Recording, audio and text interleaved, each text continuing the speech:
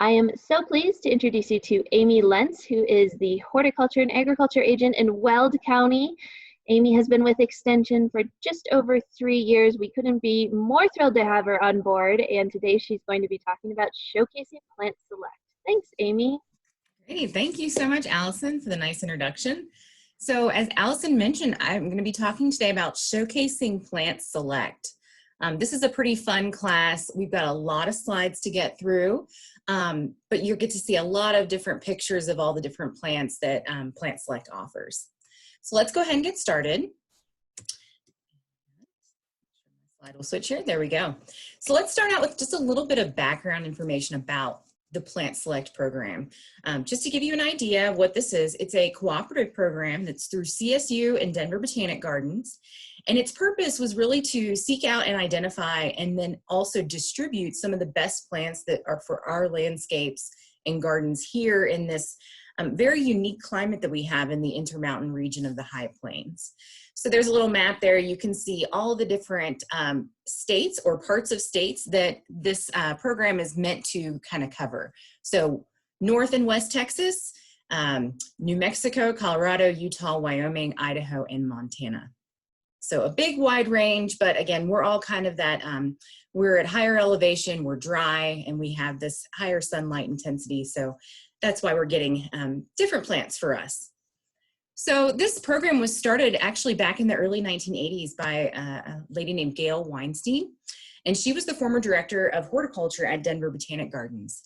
And they saw this need for more diversity in the woody plant community that we have, and so they created this, this partnership between CSU and Denver Botanic to try to increase some of the diversity in just the woody plants. The program was made official in the mid-1990s. They added in some perennials. And then they came out with their first brochure in 97 with just five plants. Today we have well over 130, I think, more than that. And then they became a nonprofit in 2006, named their first director in 2008, and then set up a board to help this move forward. They have a lot of really great promotional materials that they've developed. This has increased over the years. And so each year they come out with a brochure of the top plants for that year, the new things that are coming out. And you can see that in the upper left-hand corner there with the dwarf lead plant and the Mongolian snowflakes, that brochure for 2020. They have 2 books that have been published. The first one was Durable Plants for the Garden, and that one is the first 10 years of Plant Select. And then they just came out maybe a year or 2 ago with Pretty Tough Plants, and that kind of highlights more of the last 10 years of Plant Select. They've got plant labels, other different kinds of promotional materials, things to help you as a consumer when you're in the garden center know what a Plant Select plant is and how to find it. They also have some really great online resources. I encourage you all to look at these after the class today or when you're thinking about putting in plants. They have their main website, which goes through each plant and tells you a lot of background information. They also have this plant finder where you can go in and say what type of plant you're looking for, what those conditions are that you're going to be growing it in, and it'll help narrow down some ideas for you. So if you're just not sure, that would be a good place to go. And then they just, I think in the last year or so, they've just put up this garden map. And what this is a interactive map of Colorado with all of those different demonstration gardens. I'm not sure if this is outside of Colorado or not yet, but it should be probably in the future. But you can go on here and find different demonstration gardens around you to where you can actually go and look at these physical plants while they're blooming and doing their thing and get a really good idea of what they're going to look like. We have, if you're in the Windsor area today, we have a lot of gardens that are just within a half an hour from where we're located. So you can go and check a lot of these out. City of Fort Collins has a Xeriscape demonstration garden at their city building. The Flower Trial Gardens on campus have a Plant Select demonstration garden around the pavilion area. Gardens on Spring Creek in Fort Collins has an extensive demonstration garden with Plant Select plants. Just south of you on 7th Street, just south of Eastman Park, is Treasure Island Demonstration Garden, and they've been a Plant Select garden for, I think, about a decade now. High Plains Environmental Center in Loveland. If you haven't been to this location, it's really nice. It's tucked away in the back of a neighborhood, and it's just fantastic along the lake there. Berthoud, in Berthoud, you have Northern Water Conservation Gardens. This one's unique in that it has different sections of different types of gardens you can grow, and it's open year round. It's just in the back of the building. You just need to go back there and look at it. And then City of Greeley has a xeric demonstration garden with UNC on Reservoir Road. And then there's some smaller gardens around. The Berthoud Community Library District has a garden as well. And then the newest garden in our area, I think, is the Weld County Extension Demonstration Garden in Greeley. This is right outside of the Extension office, and you can see some master gardeners planting there. And then that's also what's in the picture behind me. It's definitely had a couple of years to mature and grow in and fill in, and it looks really great now. So when they're finding these new plants, they're finding them in different places. They're either introducing new species, or maybe they're actually looking at stuff that's already on the market that just might be underutilized and not popular. And so these plants are coming to us from different avenues. They're discovered in different places as well. They can either be discovered locally in Colorado. They might be something that's already living in a collection at DBG. It might be an existing landscape plant, again, like I said, that just hasn't been popular in the past. They also look into plant breeding programs a little bit, and then they also look into different germplasm from the Western US and around the world. These are 2 locations in Colorado where they're looking at searching for plants, new plants. As far as around the world, I mentioned we live in this unique climate. It's called a steppe climate. High altitude, high sun intensity, dry, wild swings in temperatures, you name it, we get it. And so, in really cold winters too.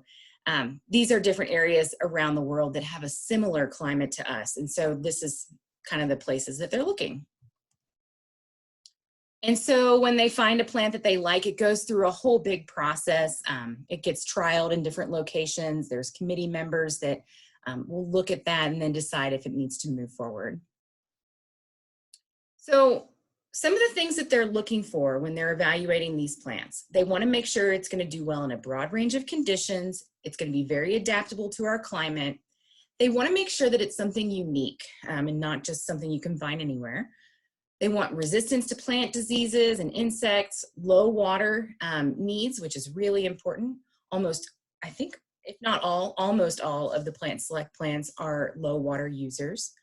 They like to have a long season of beauty in the garden, hope that it's not invasive. Can it be mass produced? That's kind of that limiting factor once you get toward the end of the process. Can we create this thing? You know, it might be great to grow here, but if you can't mass produce it, it's kind of hard to sell it. How long will it live in a container? You know, does it have that retail appeal? Making sure it's available, easy to propagate, and then getting it available onto the market. So a big, long process takes place before a plant is actually introduced into the program. They test at different locations, as I mentioned. CSU Campus Trial Gardens is one. They also trial at Denver Botanic Gardens. And then they have some other trials throughout the area as well as even internationally. Most of these programs are going to go through a 3-year trial to make sure that, that it works for the woody plant material. And then for the herbaceous plants, the perennials, the annuals, things like that, just go through a 2-year trial.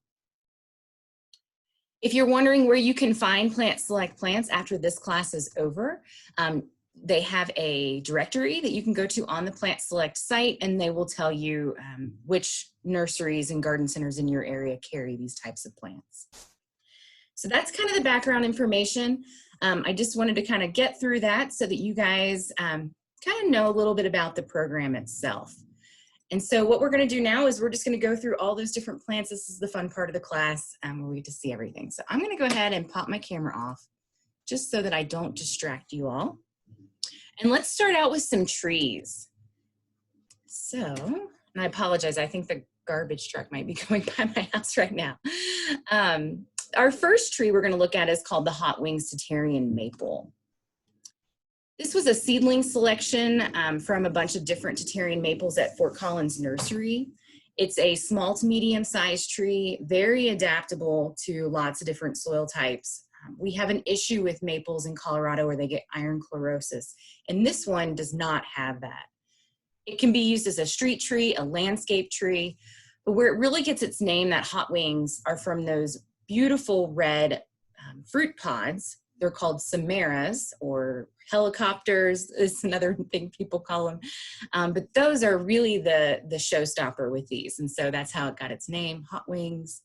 And they have really good branch angles for these trees, which means they're going to be, the structure is also nice. So they have good fall color. Here you can see beautiful, kind of that rusty orangish yellow color, and even into the reds. And then there again are those beautiful seed pods. And so in the middle of the summer, you're going to see these red seed pods on the tree. It's really cool. And there you can see the full tree together. I'm going to be moving pretty quickly through these, so take some notes if you need to. But again, I'll be giving you all these slides. Our next tree is called the Russian hawthorn. This one has really good features throughout the year. You just saw in the picture before that it had this really great white flowers in the spring. They typically don't seem to smell like other hawthorns do. Some people are kind of put off by hawthorns, but these don't have that smell, so it's really great. Attractive to wildlife as far as the fruit goes. It's dark red, very prolific, very abundant. The tree itself is pretty drought tolerant. It's a smaller tree, and it is truly the best hawthorn for our area. If you have a xeric landscape where you are really cutting back on your water use, this will be a really good choice for you as a small tree, because this one was actually rediscovered in Cheyenne, where it was planted on this at this USDA research station several decades ago. The research station kind of went out of service, and so the tree sat there with very little, actually no care for several years, and they went back and rediscovered that this one was thriving with absolutely no care in Cheyenne, Wyoming. So that's fantastic. There are those spring blooms again. Beautiful spring blooms, very abundant.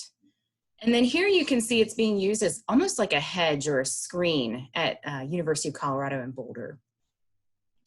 It does have fall color. It gets kind of a yellowish gold fall color, and looks just nice throughout the year.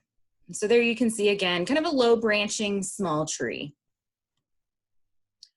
I think this is the last tree I'm going to cover from Plant Select. This one's pretty new to the program. This one's called Sucker Punch Chokecherry. So chokecherries are very common along this northern Front Range area. We've been planting them in the landscape for years. But one of the issues that we have is that it ends up suckering from the base a lot. And so this one actually was discovered to not sucker. And so that's how it got its name, Sucker Punch Chokecherry. It's very drought tolerant. It has beautiful, kind of this dark purple maroon leaf color in the middle of summer. When the leaves first come out, they actually start out green, and then they turn to that dark purple pretty quickly. So for the whole summer, they'll be that purple color. They do have some fruits on them that are edible and attractive to birds. Low water needs, maybe a little bit moderate, but you can get away with some pretty low water needs on this tree. And it's a medium size, so just topping out at about 20 feet tall. Very attractive spring blooms. You can see the bee in the picture there going after that nectar. And then there again, you can see the full tree. So notice how the tips of the branches have green leaves on them. Again, that's just as they're growing, putting out new leaves. They start green and then change over. Move on to some shrubs that are offered through the Plant Select program.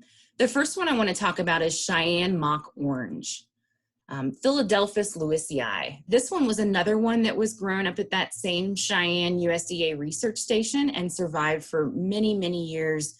That wasn't, after not being taken care of, similar to that Russian hawthorn.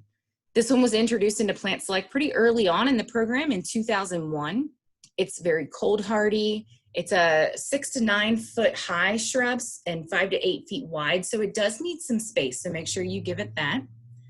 It has beautiful white flowers with this orange center on the bloom from May through June. Very fragrant. a nice upright habit, but then with those arching branches, and again, drought tolerant. Here you can see the Cheyenne mock orange kind of in a planting here, and just a nice, could be a nice foundational shrub. The next one we'll talk about is autumn amber sumac.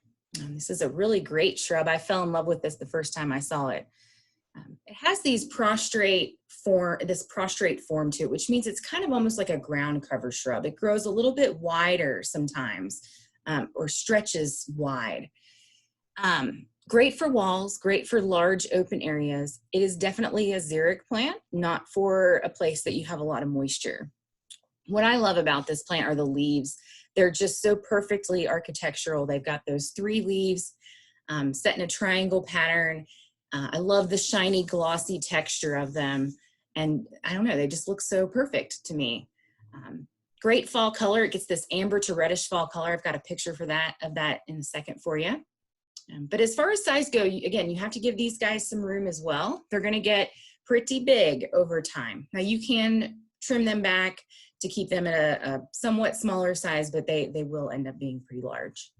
Full sun, deer resistant, and this one actually was put into the program in 2014. So here you can see it's kind of creeping over a wall with that prostrate form, that kind of horizontally spreading form. Here you can see it's filling in a large space in front of a home. And then there again is that fall color, beautiful fall color. And I apologize that some of the pictures aren't the greatest, but hopefully you can get the gist of what we're showing. The next group of shrubs we're going to cover are the manzanitas, and there's actually 3 manzanitas in the Plant Select program, and they go from left to right. Panchito is on the left, mock bearberry in the center, and then the chieftain manzanita on the right-hand side there. So these 3 are in the program. They're all 3 broadleaf evergreens. So they're going to keep that evergreen color all year long, that green color. They have nice foliage even through the winter. They do get these pretty pink flowers on them. They don't last for too terribly long, but when they do show up, they're really beautiful. Some of them will have some fruit as well. Most of these are from the Western Colorado. And the chieftain, the Coloradoensis type, which I believe is the Panchito, is more spreading, whereas the chieftain is a little bit more upright. And once these things get established, they're really pretty low water users. So if you have a xeric garden, this is another really good one for that. As far as the size of these goes, about 3 to 5 feet wide, just 2 feet tall. So much wider than they do get tall. And again, very low water needs. This one was introduced in 2006. And with this one, along with another one I'm going to show you in a minute, the Pawnee Butte Sand Cherry, these low grower spreading kind, they don't like to be pruned as much, except to correct some damage. And so just trying to let them do their thing, their natural thing.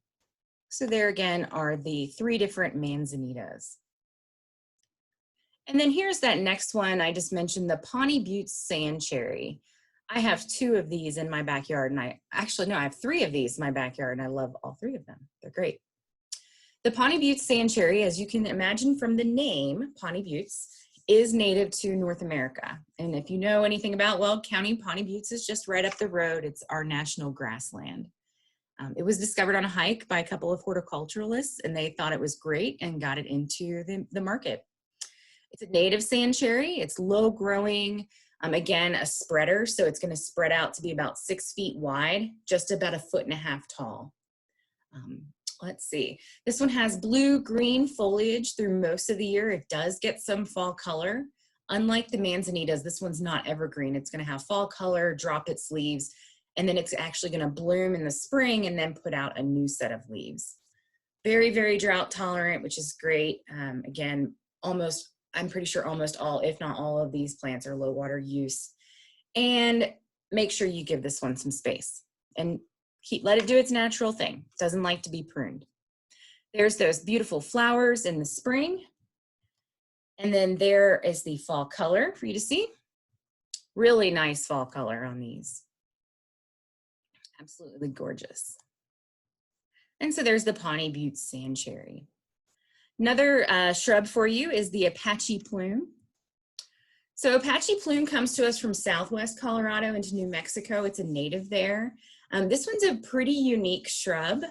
Some people love it, some people don't love it, but it just depends on what your aesthetic is.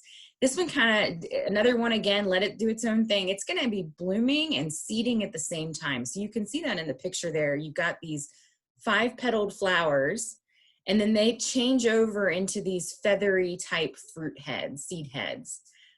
So it's just so unique. It's not like anything I'd ever seen before I moved out to Colorado. The fruit does persist into the fall and winter to give you some good winter interest.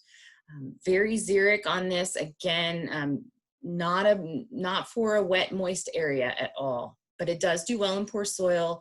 And another one that you need to give it some room, 4 to 6 inches high and wide. So there you can see the Apache plume while it's fully in bloom, mostly with the seed heads on that picture. Oh, and that's my last picture of the Apache plume.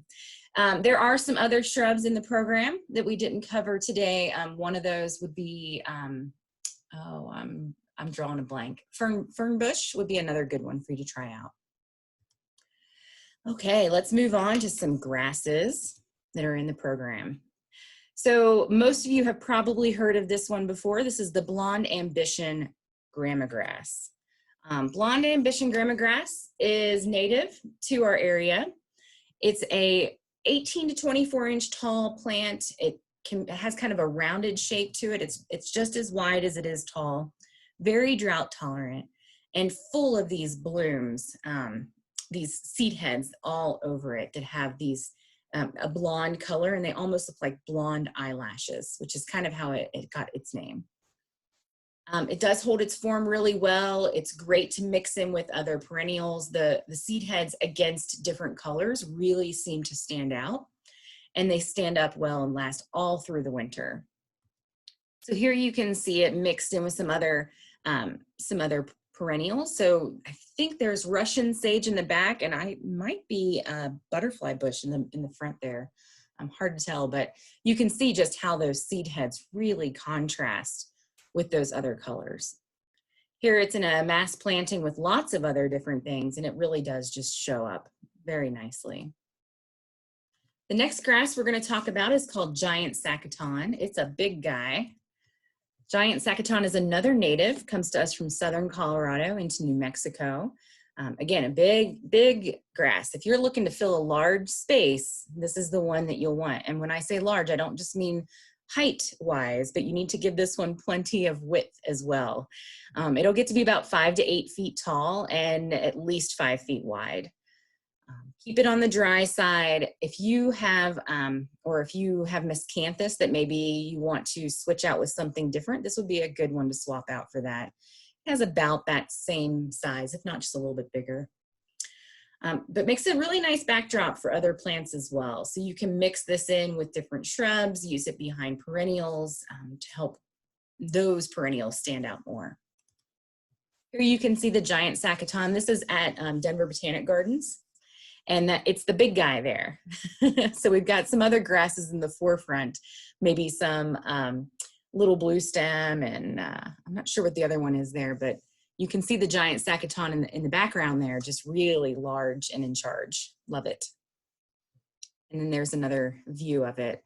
The seed heads are really big on this guy, and they stand up quite a bit above the leaf blades. And so when the sun catches it, the whole plant really does light up.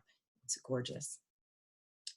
The next one we'll cover is Undaunted Ruby Muley Grass. This one is quite unique, as you can tell with its color here. So this grass has a really fine texture. It's got these beautiful wispy pink blooms to it, as you saw in the picture before. Here you can see a close-up of those wispy blooms that are holding all those tiny little seeds in there. A good one to mix in with your other perennials along a perennial border, or you can really use this one in a lot of different places in the garden. It has a nice look to it when that afternoon sun backlights those seed heads. Just like the giant Sacaton, this one really pops.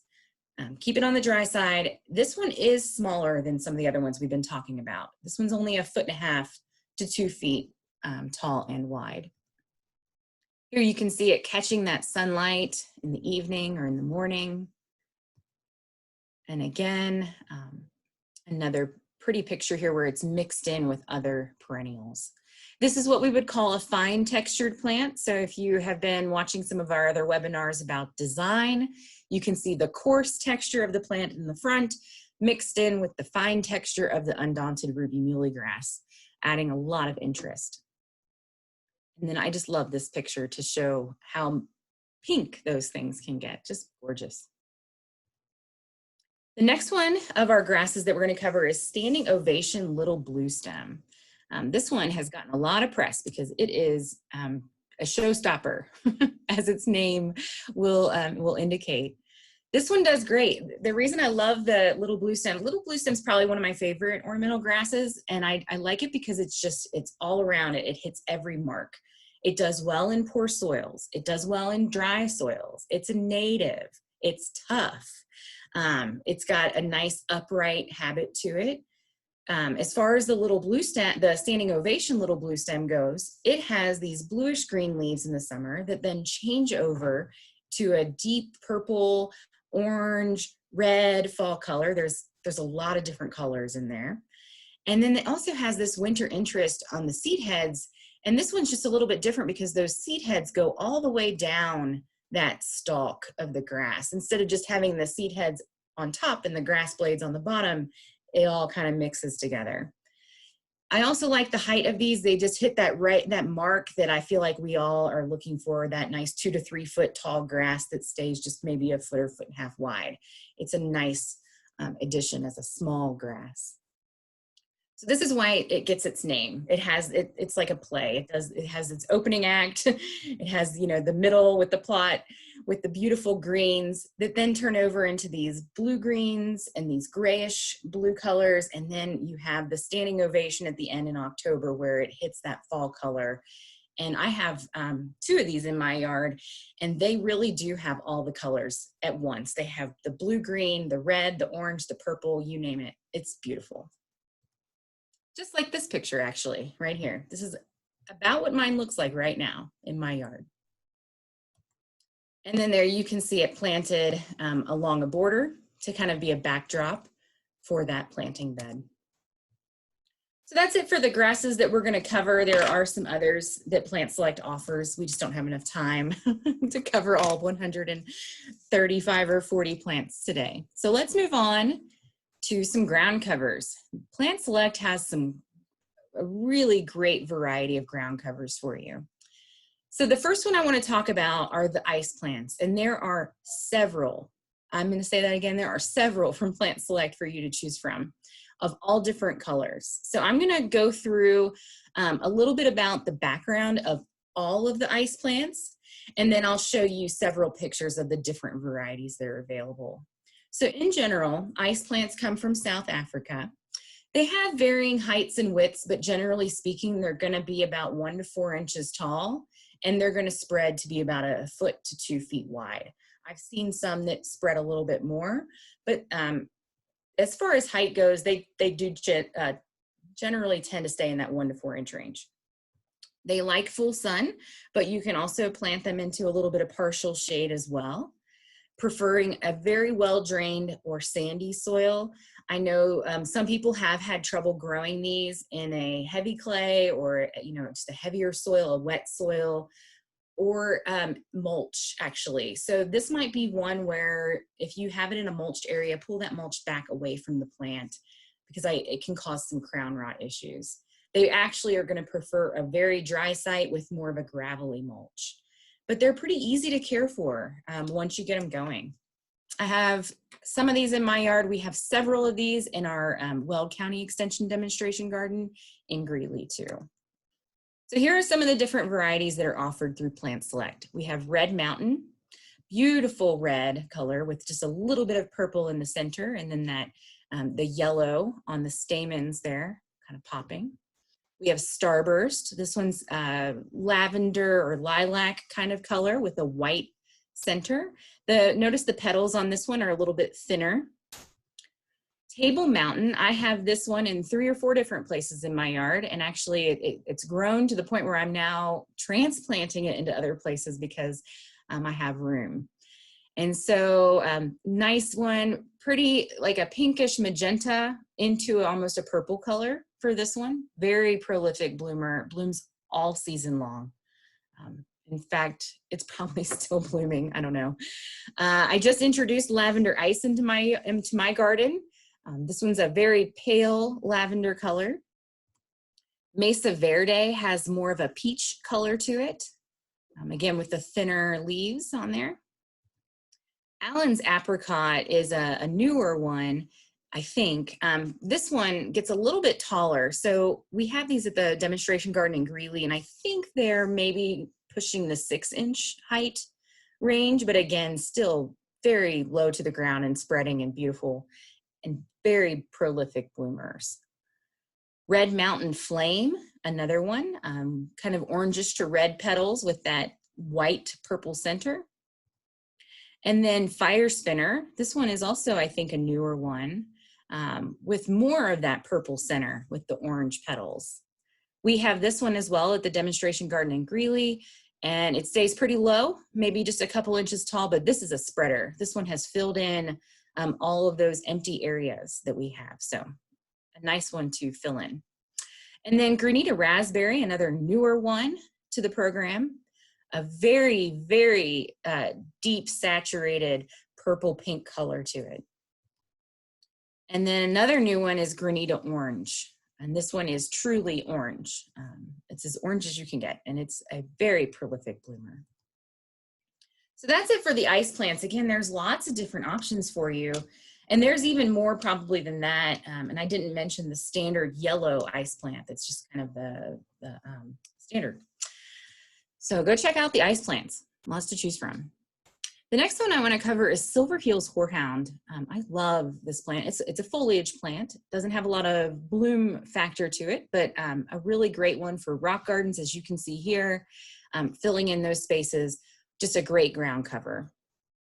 So Silver Heels Horehound, it's a mouthful, gets to be about 4 inches high. So it's, again, a low grower, but the spread on this thing is pretty wide. So 1.5 feet, 18 inches, up to 30 inches wide. So really filling in those gaps.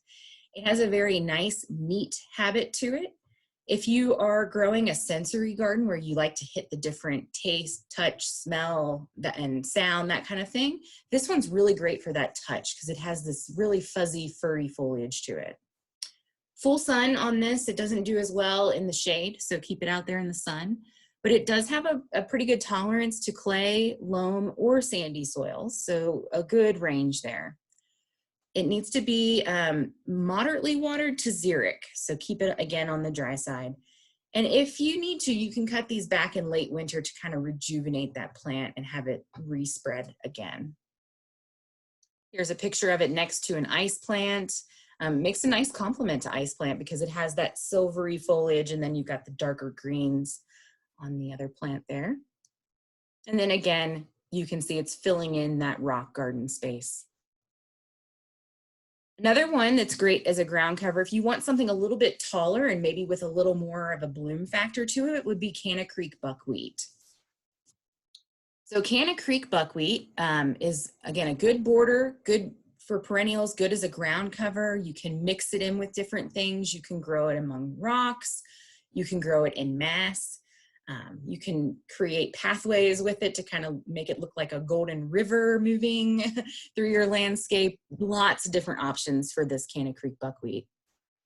Not for wet areas, not for an irrigated area. Again, it really likes to be out there in the dry areas. Low organic matter soils are actually best. They like these lean soils, and as you can see in the bottom picture there, we've got the rock mulch around it, and it's doing great. That's what it wants. Full sun to part shade, very little maintenance. This one is native to the western slope near Grand Mesa. And I actually saw this on the west slope around Lake Granby not too long, maybe last year, growing out in the wild. It was great. So it is definitely around in the Grand Junction area. There is a little difference in the flower color. The top one shows more of the yellow. The bottom one shows a little bit more of the orange color.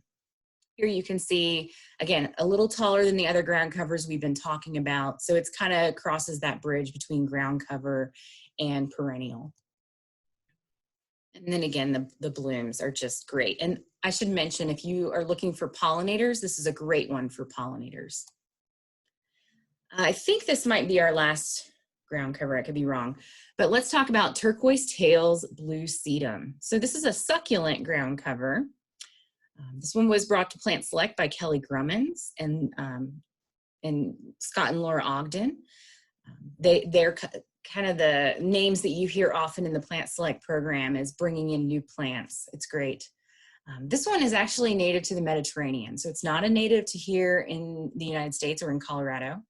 It has these succulent leaves at the base, and then you get these kind of shoots of yellow to white, creamy colored flower clusters that kind of sit up above that green succulent foliage.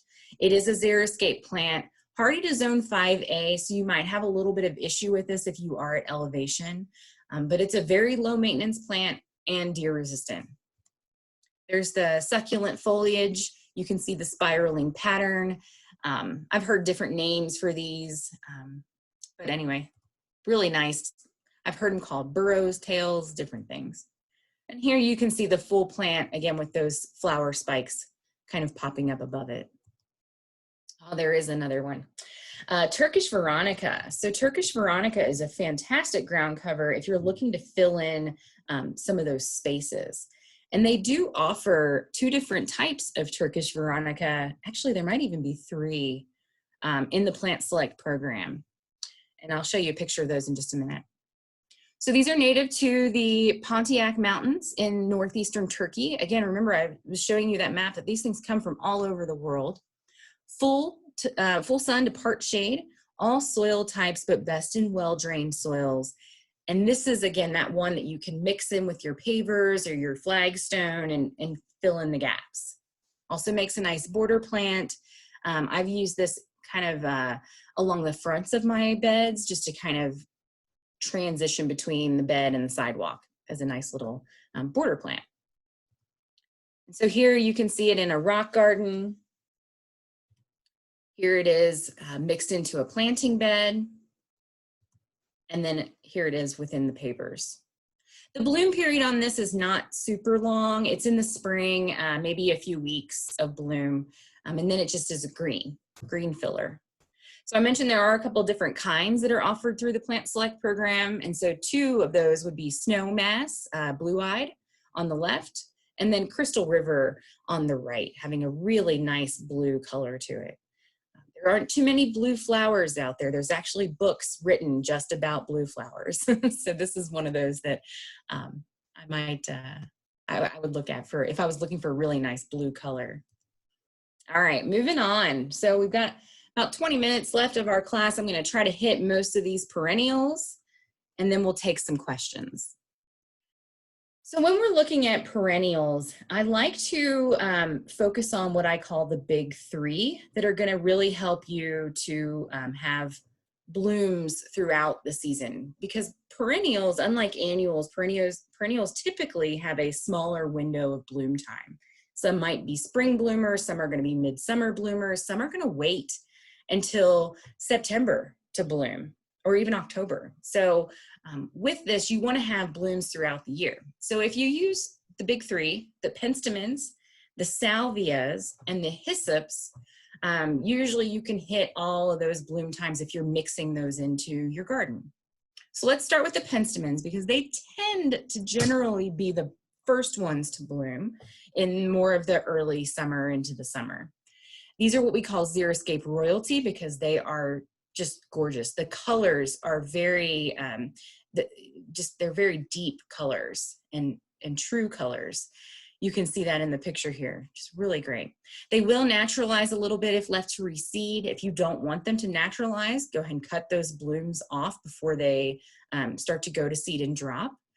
But they do like to kind of move around, and if you don't mind, they don't mind. So in fact, some of them might be short-lived perennials to where you would want them to come back, because that mother plant's not going to last forever.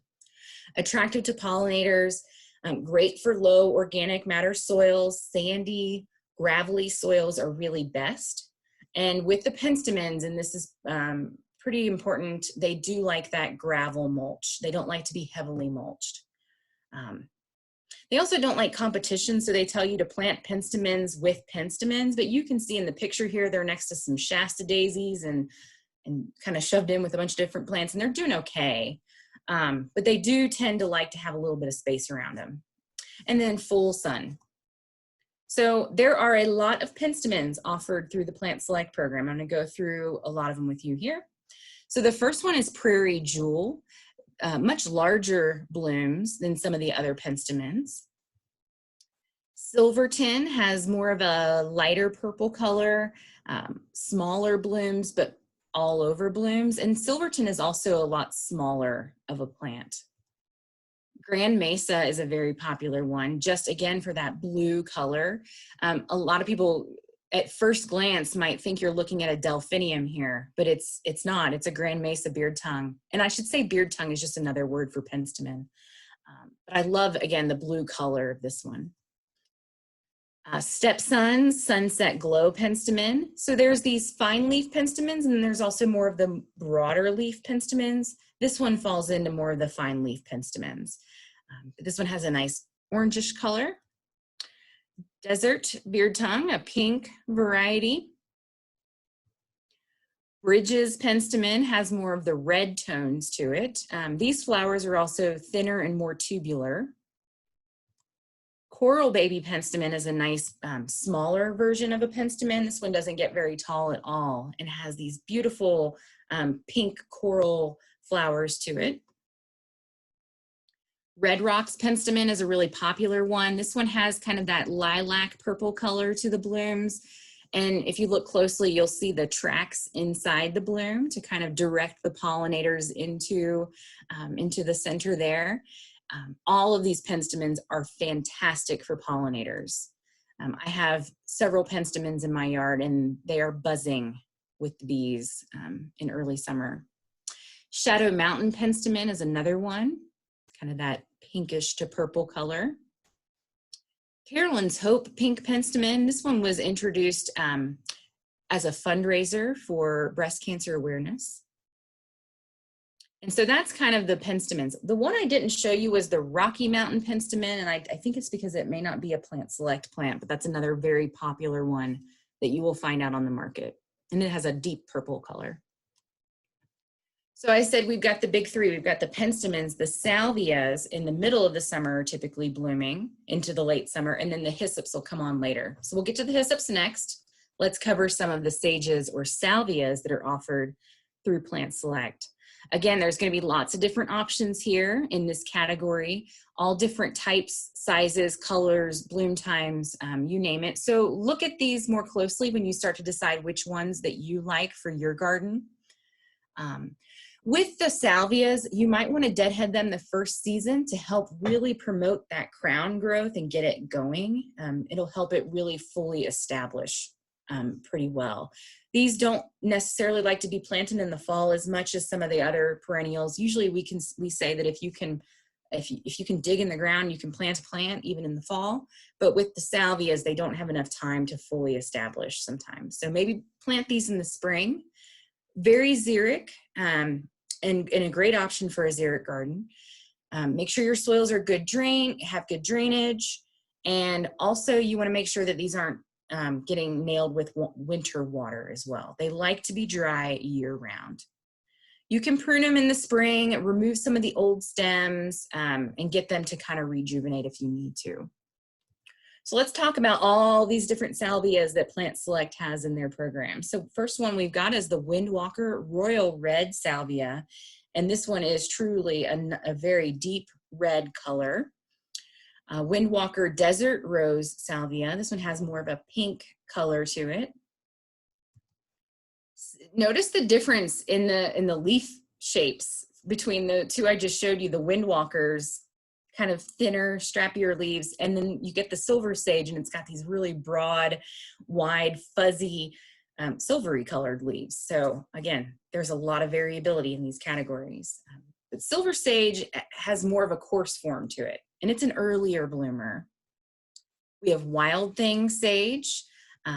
This one has really nice, deep pink blooms, but then you notice the calyx, I think I'm using the right term, of that bloom. It has a darker color. I love the contrast there.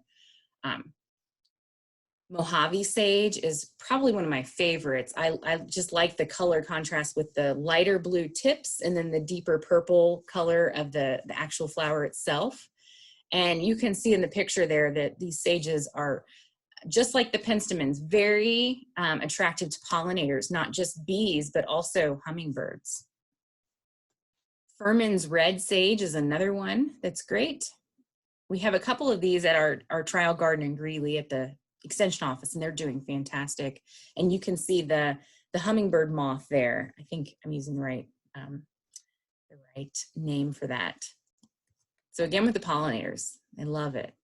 Platinum sage, this one more of a petite form, silvery colored, soft, fuzzy leaves, and then you get those purple colored blooms at the top. Vermilion Bluffs Mexican sage. This one's great for kind of that, having that green base, and then the flower stalks on this one really stand up above the foliage. Autumn Sapphire sage. This one has a finer texture to it. You can see the flowers are a little bit smaller, but maybe pretty abundant, so you still get a lot of color. Shangri-La sage, I have this one in my backyard, and bumblebees love this thing. The biggest bumblebees I've ever seen are on this sage plant. It blooms early, so I mentioned a lot of the sages are going to be midsummer bloomers. This one's on the early side. And again, with the whiter, fuzzier, silvery leaves. Cashmere sage, I like the way this one has a tiered effect to the flower blooms. And so that's it for our sages. But again, lots and lots of different options there. So the third in the big three are the hyssops. And again, we have some different options for you here through Plant Select. So in this picture here, you can see we've got Sonoran Sunset on the left. And I should say another word for hyssop is agastache or agastaki or agastache. There's a lot of different ways to say the scientific name, so I just say hyssop, the common name. It's much easier. So Sonoran Sunset on the left, you can see it has a nice dark pink color. Then you've got Sunset, second picture there, has more of the oranges popping in. And then you have Coronado, which is a light orange, and then Coronado Red, which is kind of that darker reddish orange. So in general, the hyssops, or the agastaches, get to be about 15 inches tall. They do well in full sun to part shade, but then it needs to be dry. They can handle loam or sandy soils, but unfortunately, these don't work as well in the heavier clay soils. You can try them. I tried to grow a few of these up against near my house, and it was just the soil was too heavy. They didn't come back. But wait to cut these back in the spring, wait to cut back the old stems from last year's growth until you get 2 or 3 inches of new growth happening. Then go in and cut these back. So this is one that you want to wait a little bit longer. Take care of your other perennials first in the spring. Leave this one for last. It does bloom midsummer to frost. So again, we're hitting that later part of the season. It is deer resistant, attractive to bees and hummingbirds, as you can see in the picture. Zone wise though, this one is only hardy to zone 5. So you might have some issues if you have a harsher climate. So again, here are some more pictures of these options from Plant Select. Here's the Sunset. Here is the Coronado, that lighter orange color. And then you can see the Sonoran Sunset and the Coronado Red again in the original picture here. I love the hyssop. So you got the penstemons, the salvias, and the hyssops. Those are great. Now there are a lot of other options from Plant Select as far as perennials go. So let's talk about those too. So we have the columbines. Two that are offered through Plant Select are Denver Gold on the left and Remembrance on the right. I love the color of the Remembrance, so deep. I love that purple color. Pardon me, phone's ringing. Okay, so with the columbines, for both of these, you want to remove spent flowers to help prolong that bloom time and keep it looking good. That Denver Gold one will bloom all summer long if you keep it deadheaded pretty well. As far as the Remembrance, it'll also bloom for a while if you deadhead it more. Excuse me. They're going to be blooming in late spring through the summer, but again, you can extend that. Height on these is 2 feet tall by about 1.5 feet wide. Denver Gold is a little bit taller than the Remembrance. They, excuse me, they like part sun to shade, and they might self-seed. So here again are a couple pictures for you.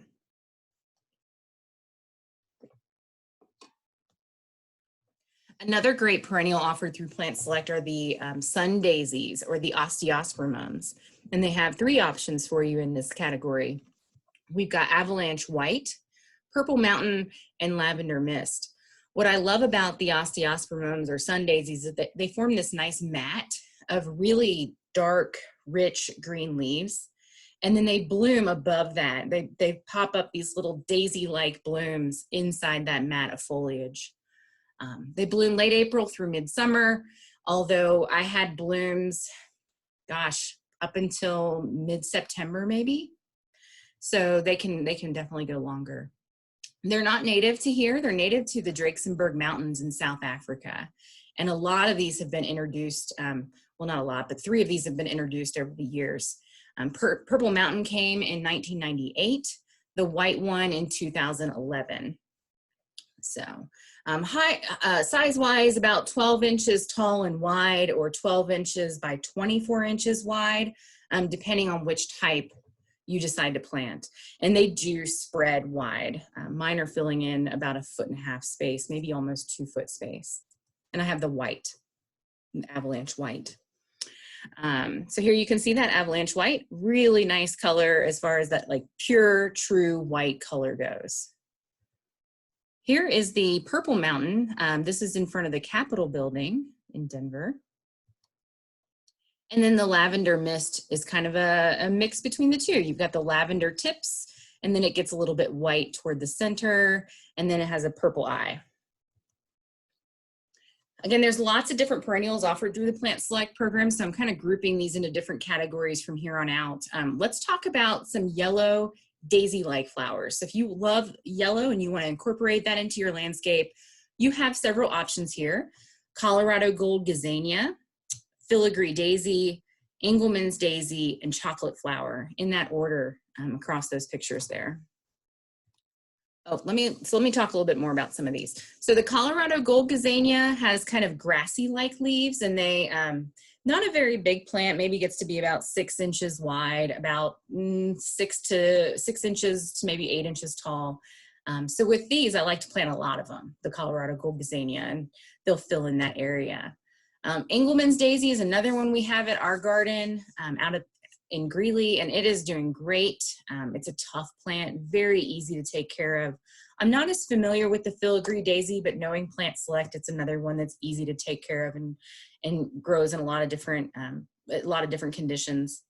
But the chocolate flower, I just want to touch on this one before we move on to the next slide. The chocolate flower is amazing, and it really, really does smell like chocolate. And so if you get down close to it, you can smell like a Hershey Kiss. It's amazing. And it also has really cool little seed heads. Once those petals drop off, it still has some architectural interest to it. So again, if you're doing a sensory garden with the fuzzy leaves, maybe throw in the chocolate flower for the smell effect. Very cool.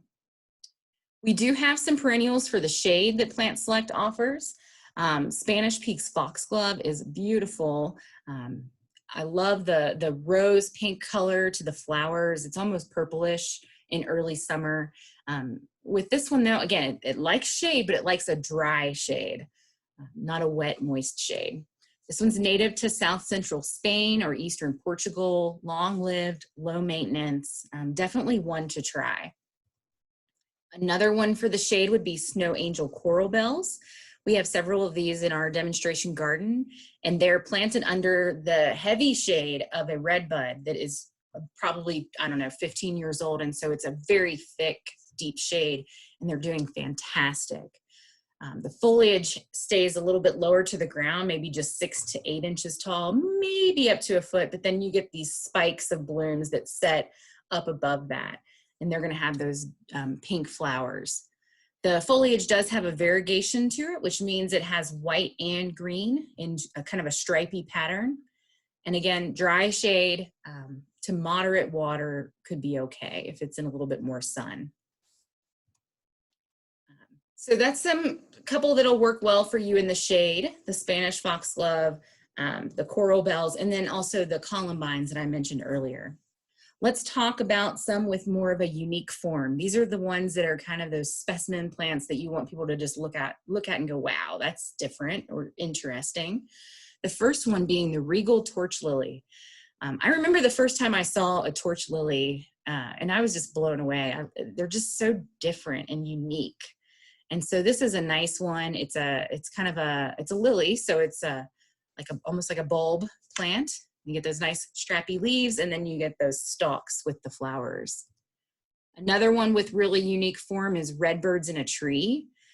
Those little flowers, as you can see, look just like little red birds sitting in a tree. These are super attractive to hummingbirds. So if you want to bring in hummingbirds, they love redbirds in a tree. Hop flower, oregano. I remember the first time I saw this one as well. It was when I moved to Colorado, and I was like, what is that? It is just the most unique looking plant. It looks like hops, but it's not hops. But aren't those flowers they're just different. This is another one though where some people look at it and they go, oh, that's terrible. But I think it's gorgeous, unique. Moon carrot. I love a good moon carrot. Look at this one. Looks like it was growing on the moon. This is a little cosmic look to it. It's in the carrot family, so it gets these umbels of flowers, super attractive to our native bee population. So you'll see little tiny native bees all abuzz around this guy. There's a couple of these at the Fort Collins, at the CSU at the CSU perennial plant select garden around the pavilion there. Super cool. And then we're going to talk a little bit about some petites. These are the smaller plants. So if you are growing in a rock garden or crevice garden, these are some that you might want to consider. Just a little bit about rock gardens and alpine plants. They're used to create these miniature mountain scenes. And that's what we see with these crevice gardens. We're creating a miniature landscape. And so we want to mix in perennials and maybe even some little small shrubs, some small trees, and create that look. You do get microclimates when you build these rock gardens. So depending on which side of the rock you place your plant, the south side's more xeric, the north side of the rock is more moist shade, and morning sun versus evening sun. So you really are creating lots and lots of little different microclimates. And so these petites fit well into those little different areas. Here's some examples for you. The top left there is called Scott's Sugar Bowls. I just planted one of these in my little rock garden. I haven't seen it bloom yet, but we will see. But it gets these little bell-shaped flowers that kind of nod, and they're very dainty and cute. The blue jazz pinyon pine is a super small, tiny little pine, you know, maybe a foot tall at max, and it grows super duper slow. Great for a rock garden. Dwarf beachhead iris are a miniature form of an iris, and they get to be about 6 to 8 inches tall and blooming in the spring. And then the Moroccan pincushion flower is another good one for these rock gardens because it'll fill in some of those gaps, and it just has a very unique look to it. So that's all we're going to cover today. Again, there's lots more that I didn't have time to get to. And so I encourage you, if you want to learn more about Plant Select, maybe look at picking up one of their Plant Select guides or their books that are out. I have a copy of both of these at our extension office, and they're used a lot by our master gardeners. Look for those brochures once we get back into the farmers markets. And when you're out at the garden centers, ask about Plant Select, especially if it's a local owned garden center. They're probably going to carry Plant Select, and just ask and they'll tell you where to find it, and then look for those tags. So that's all I've got for you. Let's see what kind of questions. We'll go ahead and open up the chat box, bring Allison back on, and see if we have any questions. So thanks, everyone. All right, Amy, thank you. And to cover in an hour. So. You did impressively well to go through 160 slides. I think Amy deserves a round of applause for that. So there are some questions coming in. Mary wants to know if sages are salvia. Yeah, yes. So salvia, sage is the common name.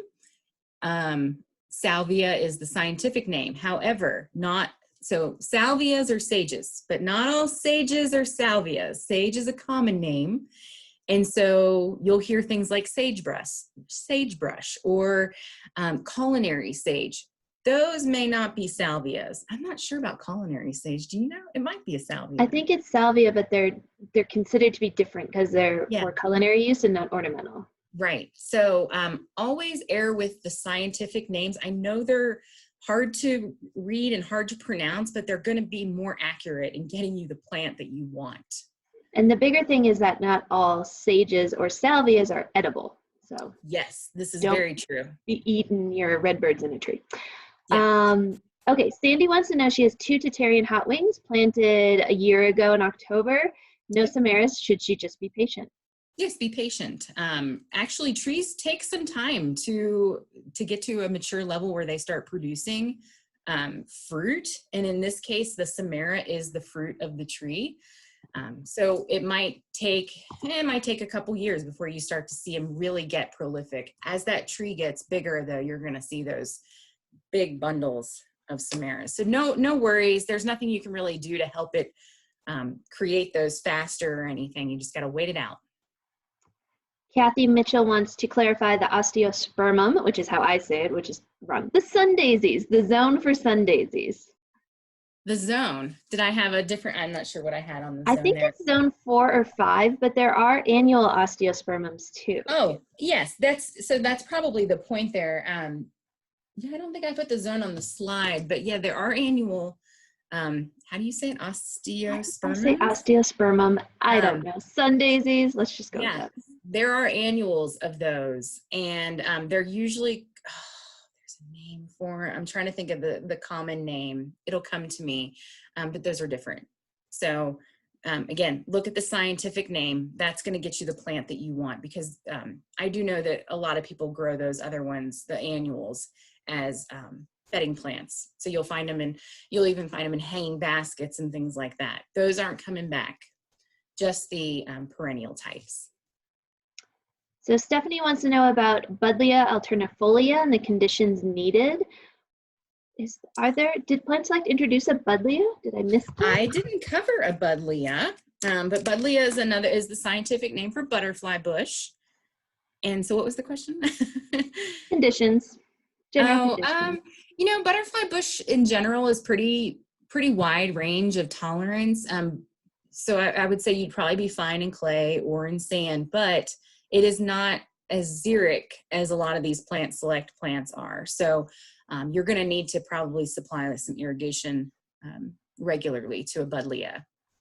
And there is a silver fountain Buddleia that was introduced. It's a big one. That's right. Yes, 12 to 15 feet tall, 10 to 12 feet wide. And actually, 4, but I agree with the watering. Well, actually, I think the silver fountains one is a little bit lower water. It has a thinner leaf. And I don't know if you noticed this, but a lot of the low water plants have the thinner leaves. And that's just a evolutionary thing where the thinner the leaf, the less surface area for evaporation. And so that's how a lot of our low water plants are just designed by nature. So, but that's a good one to try. It's a big one. It is a big one. The silver fountain. It's a big one. 5 to 8 feet tall and wide, probably. Zandy was interested if there will be more stock of Plant Select products this year compared to last year. Time will tell. If next year is anything like 2020, the shelves will be empty, right? Because everybody's focused on their yards and staying at home and buying lots of plants. I went to our local garden center.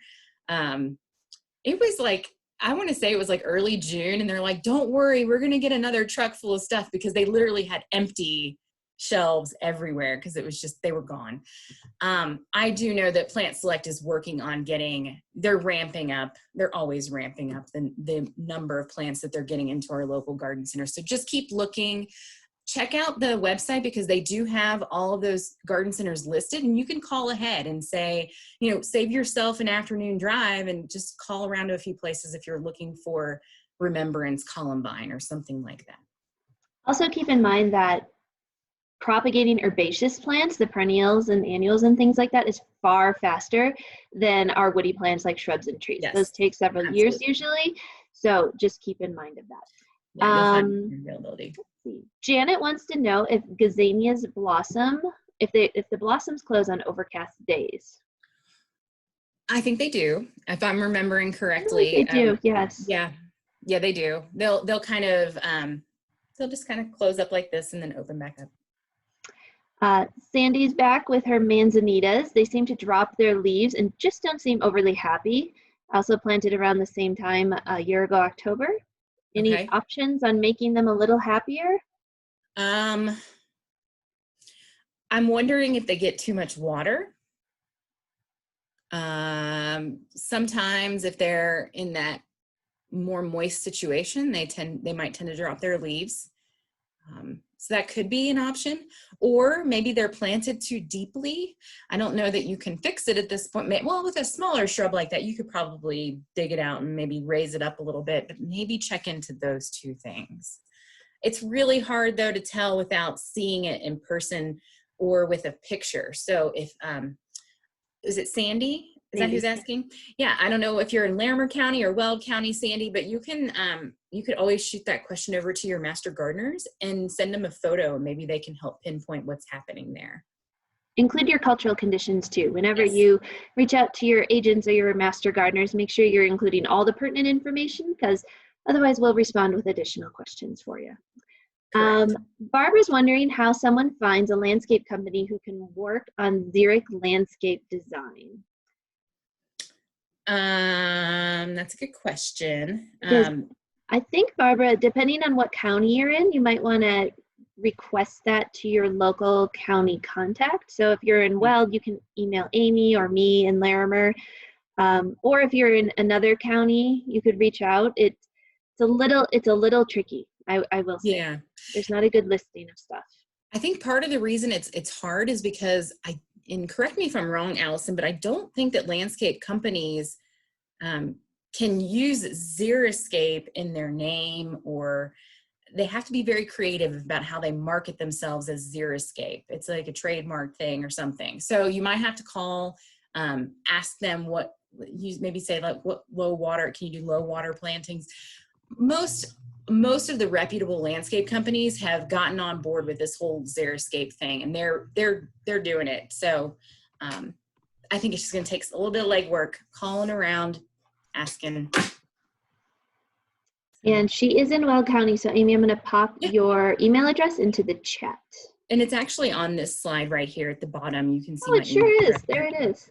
Yeah, I'm happy to look into that more for you. Mary wants to know that you mentioned wildlife like hawthorns, which is true. Mm-hmm. What types of wildlife? She doesn't want to attract rabbits or voles. No one wants to attract those, Mary. It depends on the plant. Most of the time when I'm talking about wildlife, I'm talking about birds. And so with the hawthorn, the chokecherry, I don't think not necessarily the hot wings maple, but those other two trees in particular are really attracted to birds because of the berries. And the Russian hawthorn will hold its berries, and a lot of hawthorns will hold their berries throughout the winter. And so it's a really nice option in February, when everything else has been eaten, they're going to start going for those hawthorn berries too. So mostly what I'm talking about are birds. I can't say though that a deer is not going to want the same thing as a bird wants. They'll eat anything for the most part if they're hungry enough. So I'll just say what we always say with wildlife. If it's something that you don't want in your yard, try to exclude it. Seal up those cracks along your fence line, use hardware cloth to kind of cover up any openings, and just try to keep them out of your landscape. We could go on for days about wildlife and how to deter it or attract it. It's very plant dependent too. So Sandy wants to know if there's any plants like vines for shade, and then she has a separate question with that as well. And I looked up, because Plant Select has this great tool, and Amy mentioned it, of the Plant Finder, and you can go in and it's on their main website and you can click what you want. So for vines, there's nothing for full shade via Plant Select. You could do part shade. So there's the Kinsley's Ghost honeysuckle, and then there's also the St. Teresa grape. So, but yeah, there could be other vines for shade, just not through Plant Select. These are mostly xeric plants, which tend to need more sunlight. Okay. Yeah. I'm glad you looked that up. I was trying to look it up really quick on the website, but and then she just has a comment that her Russian hawthorn is full of super sharp thorns. Is it in certain species? And Russian hawthorn can get thorns. Yeah. It's not as common that it would have thorns. I don't know, Allison. Yeah, I would say they're sporadically thorny. If it's suckering, generally those trees are grafted onto a very thorny rootstock. So, strange things happen. I'm just wondering though, there's another hawthorn that is very thorny, and I wonder if it's a different kind too. Could be. Another one where you could take a picture of that plant when it's next year, when it's in leaf or in bloom, and email that over to us, and we can do a better identification for you. Yeah. Well, that was the last question. So Amy, I thank you. I will stop recording. If people have other questions, we will stick around for a couple more minutes, but thank you, Amy. Yeah, and thank to you. Everybody out there, thanks for joining us. Yes, and happy Veterans Day, everyone. Thank you to those who've served.